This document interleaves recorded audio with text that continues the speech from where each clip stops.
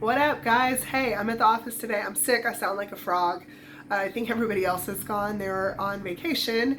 And I am talking today about multiple offers because I happen to be in a multiple offer situation. So I have a listing and we've received multiple offers on it. What do you do?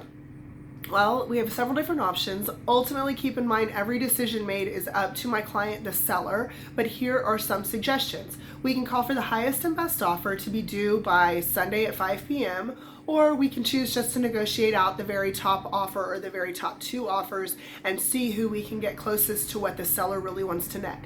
Now, the top price doesn't always win the bid. Sometimes it has to do with really great features of the contract, such as a shortened option period or a free lease back if the seller needs that. There are a lot of ways that we can get creative with our offers in order to make them more appealing.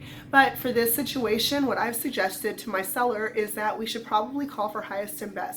Now, that's a double-edged sword because there are some buyers who are very sensitive to being in a bidding war, and we may lose some buyers by calling for highest and best. But ultimately, my client is going to want what's best for her family, and if we lose some buyers at the bottom of the barrel that just did not want to bid, that's okay because I think we just have one goal in mind.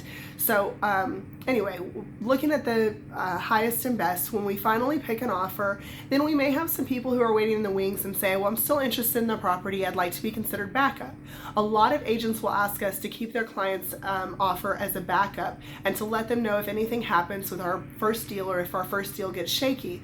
Well, actually, we really aren't supposed to do that unless we have fully negotiated out a legitimate backup contract. And the only way you can do that is to take the backup offer, negotiate out to the terms that the seller and buyer agree on, and collect earnest money and option fee for that contract.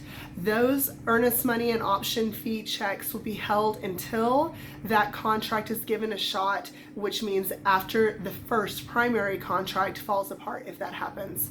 So if the primary contract falls apart, then the backup contract becomes effective on that date. So the earnest money and the option fee check will already have been collected and the title work can be transferred over, or new title work can be pulled to the second contract. Anyway, I hope this was helpful. A lot of times in a seller's market, we'll have a multiple offer situation. There are several other options. Those are probably the most two common. But if you find yourself with real estate questions regarding negotiating out contracts, we'd be happy to help and answer questions. We're here for you. So y'all have a great weekend, and I will chat with you next week. Take care.